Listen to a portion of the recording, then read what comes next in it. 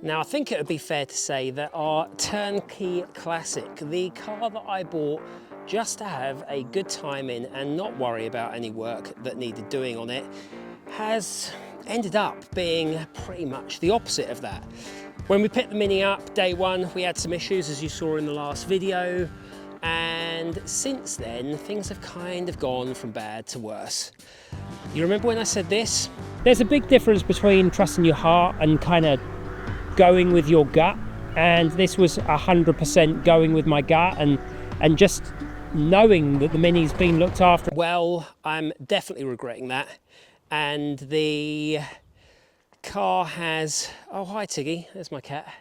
The car has just gone from one problem to another, to another, to another. The first issue that we had was that it was kind of intermittently starting, and I realized a lot of the wiring had been bodged over the last few years. So I jumped on that, and we used a lot of heat shrink and new connectors, and that started making a real difference. And then moving on from there, I actually made a video about a week and a half ago about the alternator being loose, so we tightened that up. Then it wasn't charging, so we had to go through all that. Bought a new alternator. And again, I think with classic cars, when you're doing stuff like this, you don't tend to mind too much. They're almost perishable parts that you're used to fixing.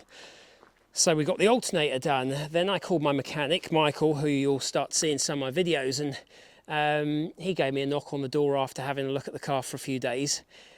And he said, I think there's a problem with your engine. So immediately I was like, right, maybe it's a new engine. Stay positive.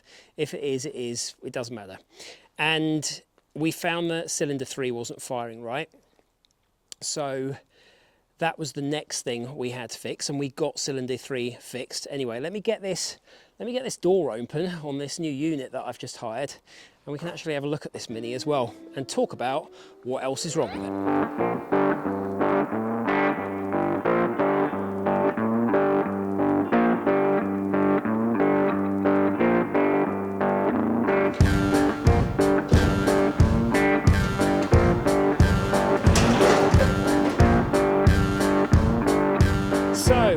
We dealt with all those issues that we did in the first video, with it kind of being intermittent with it starting, and I decided to call my mechanic. Now, there's a lot of things I don't know how to do, and there's going to be some things this week that I definitely don't know how to do, which I'm going to be learning.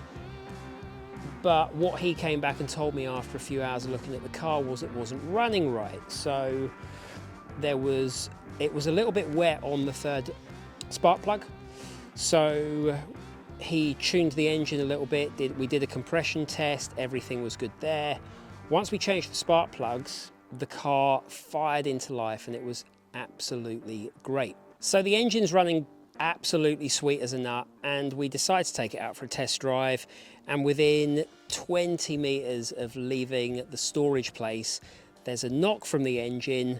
I decide to drive it to my house, which is only 5 minutes away, and it starts over revving, which is really weird, and I couldn't figure out why. At first I thought there might be like a carb issue, maybe that was tuned wrong and it was getting too much air, but the car wasn't shooting forwards, it was literally just revving but not moving. So then it was clutch slip. So we got home, turned the car off, tried to turn it back on, and the starter motor was turning over, but the engine wasn't, and that had us a bit stumped. So I thought maybe the starter motor solenoid wasn't kind of engaging, and maybe it wasn't turning the ring gear on the engine.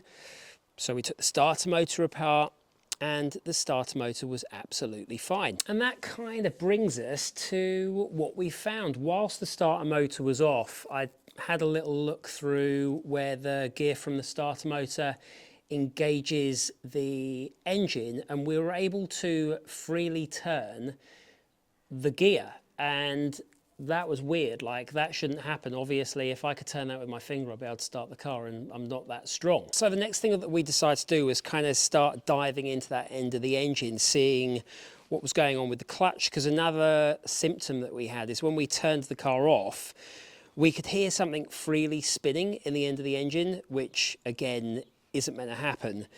and we got the cover off of where the clutch is and the flywheel and started pulling those parts off. And the first thing that we came across was this locking nut. Now, if you look at it closely, and I'll get some close-ups of it, it's basically completely failed on two sides. But it also looks like it's been welded at some point, because there's real bad kind of heat colouring here and here. If you've ever had an issue like this, let me know. Or when these parts fail, do people weld them? Because, yeah, new engines to me, and I've really not got much of a clue. But that was kind of our first inkling, something had failed. And I think that when we first found this, I was hoping it was going to be the only thing that had failed, but unfortunately it wasn't. So as well as that little locking nut, we had the clutch off and these back plates and the kind of center attaching hub. And when we started looking at that, basically just here, let me get a bit closer and see if this focuses, but here, this internal edge that is meant to go on with this had completely worn away. But not only that, but the very internal edge here has been completely chewed to bits. So what I'm thinking is part of this has worn away, broken off, and it's kind of jumped in there. And the worst thing is, and some of you guys will know what I'm about to say, but that attaches to the end of the crank, and the crank isn't a part you can just change if there's any damage to it. And you can guess what we found on the crank. Basically, we've had a look at the crank and it is absolutely chewed to bits. Not going to lie, this has been a bit of a downer because, as I said, this is meant to be my turnkey car, but I'm going to choose to look at this as some sort of learning experience because I've never taken an engine out of a car, let alone tried to change a crank. As things would have it, I was actually down at Classic Mini Spares in Warrington. I got chatting to Paul on Saturday, and he's a super cool guy. Bought some really nice seats for this, which I was hoping to make a video on this week, but I've been on the phone to him, and he's a little Aladdin's cave of parts, and we're going to get the new crank ordered, as well as probably a few uprated bits for the car. I'm thinking light and flywheel as everything's apart. What do you think? Is it worth it? Is it not? What else should I be doing at this stage with the engine apart? But that's our main issue. Ruined crank, we've got that lock pin, and also the mating hubs, they all need to be changed.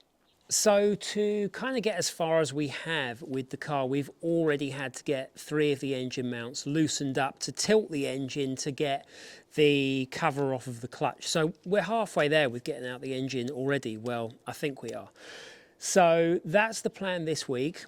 Get those new parts in. I'd love to know what you think about upgrades on the car at the moment. I had a look at things like upgrading the crank, but honestly, I've read of people with 1275s that are race tuned and they're still using a standard crank. So to keep costs down at the moment, because I've also got a Defender in getting a new gear system and a few other things, we're going to keep that standard. But yeah, this week I'm going to be learning how to take the engine out and also hopefully doing that bottom end. So I definitely feel like I'm moving backwards rather than forwards with this car at the moment, but like all projects, we do have these issues, and if I don't keep going with it, I feel like I may lose momentum.